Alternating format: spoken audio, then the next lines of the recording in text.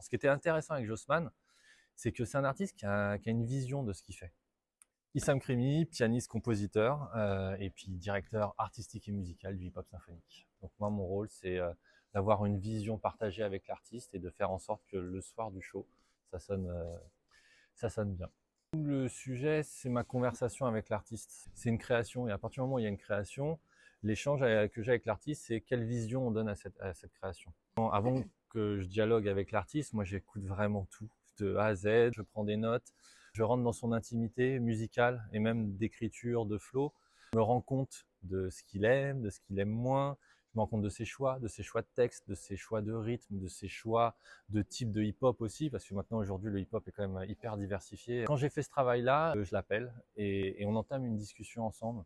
Et cette discussion, elle a un côté, on va dire, très pragmatique qui est quels sont les titres qu'on va jouer, mais elle me sert pour construire cette nouvelle dimension qu'on va avoir, qui est celle d'un hip-hop symphonique. Une fois que je suis bien avec ça, que je sais les titres qu'on fait et que je me rends compte aussi de la sensibilité de l'artiste, là, je rentre dans un moment qui est le plus solitaire pour moi, qui est de penser tout le réarrangement de tous ces morceaux, donc, ce qui amène certaines modifications, ce qui rajoute des mélodies, ce qui rajoute des choses harmoniques, tout un travail de recréer une ambiance tout en préservant vraiment le mood initial du morceau. Ça, pour moi, c'est très très important. C'est pas parce qu'on met un orchestre symphonique ou les musiciens de The Ice Cream sur un titre qu'on doit le dénaturer. Une fois que ce travail d'arrangement est fait, on rentre dans une nouvelle phase qui est celle d'orchestration. Et là, d'un coup, je suis plus seul. On est deux avec Camille Pépin. Comme son nom l'indique, orchestrer, c'est-à-dire dispatcher les éléments musicaux dans l'orchestre, les cordes, les bois, les cuivres, les percussions, la place de The Ice Cream, pour à la fin avoir quelque chose qui est le track surdiment pimpé, quoi, une espèce de remix, mais avec 60 personnes. Et une fois qu'on a ça, je retourne voir l'artiste et je fais un travail préparatif avec lui. Souvent aussi, c'est une première fois avec autant de musiciens sur scène. Ils font l'accompagner aussi et c'est tout le travail qu'on fait ensemble avec l'artiste. Il y a une liberté très forte. Moi, je me porte garant vis-à-vis de l'artiste à ce que ça sonne. Là, l'artiste doit me faire confiance. Elle n'est pas gratuite, elle n'est pas anodine cette discussion. Ça peut être même parfois des échanges de morceaux, des échanges de refs. Et puis après, je transforme les morceaux là où je le sens. Quand on a fait le choix des titres, il m'a donné un ordre. Et souvent, quand un artiste me donne un ordre, je le préviens en lui disant peut-être parce que comme on a arrangé, je vais un peu rechanger. Et là, c'est la première fois que je ne change pas l'ordre.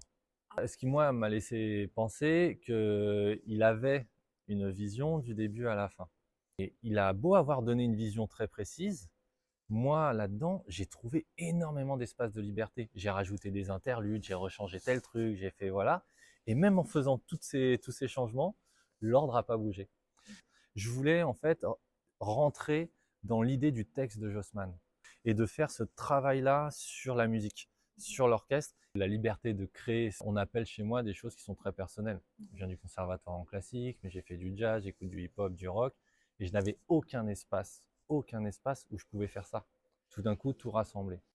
Un artiste, soit il a affaire à un média, avec des questions de médias, des questions d'actualité, des questions le single, des questions voilà. Soit il a affaire à une maison de disques, il a affaire à des questions de business, soit il a affaire à son tourneur, et puis c'est comment on pourrait... Quand moi j'ai une relation avec eux, c'est aucun de tout ça dans le début de la discussion, c'est parlons de ton œuvre. Quand on avait fait Nino, Nino il est timide. Et j'ai jamais vu Nino autant parler de ma vie que quand j'ai fait le hip-hop symphonique avec lui. Et c'est un truc qui m'est revenu de beaucoup de rappeurs, c'est au moins avec Issam, c'est que ça reste hip-hop et il nous pimpe le truc comme personne ne voudra le faire. Moi, j'ai jamais changé. Je suis resté toujours ce que je suis humainement, musicalement. Je crois vraiment que les trucs qui explosent vraiment pour toute la planète et qui viennent toucher le plus grand nombre se font quand soit on est très puissant.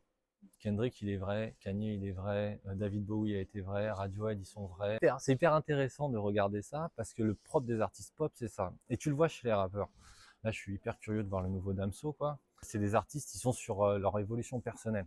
Comme je dis souvent, je peux pas décorréler le fait d'être pianiste et compositeur. Et c'est vrai que là, pour le coup, dans le hip-hop symphonique, de le partager avec Joss, c'est un plaisir en plus. Moi, je l'amène prendre un risque. C'est aussi la force de tous les artistes qui sont venus. Et là, la force encore plus de Jossman de l'assumer seul.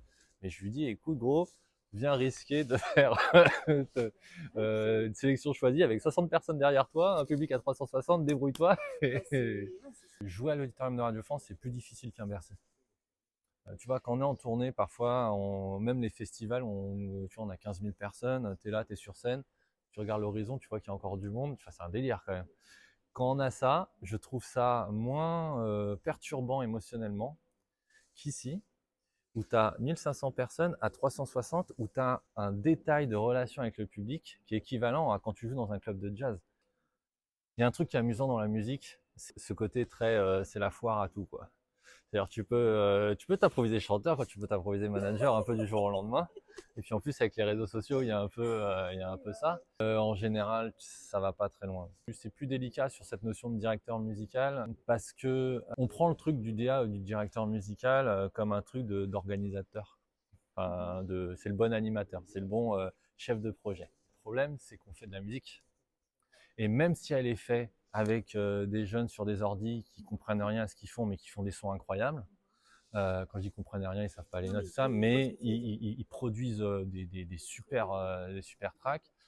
Même si c'est ça ton rôle du DM, ce rôle-là, déjà, il est à tiroir. C'est-à-dire que moi, je suis producteur, par exemple, dans le hip-hop symphonique, avec une série de compétences que je peux avoir. Je suis au piano, je fais les orchestrations, je m'occupe de la réalisation du show. Mais par exemple, je ne suis pas ingé son, je ne suis pas concepteur lumière, et voilà. Mais en tant que directeur musical et artistique, je chapeaute cette histoire du son et l'histoire des lumières. Et dans ce cas-là aussi, dans mon rôle, c'est d'avoir une bonne relation avec ces deux, par exemple, ces deux trucs où je fais une quiche et je sais pas faire.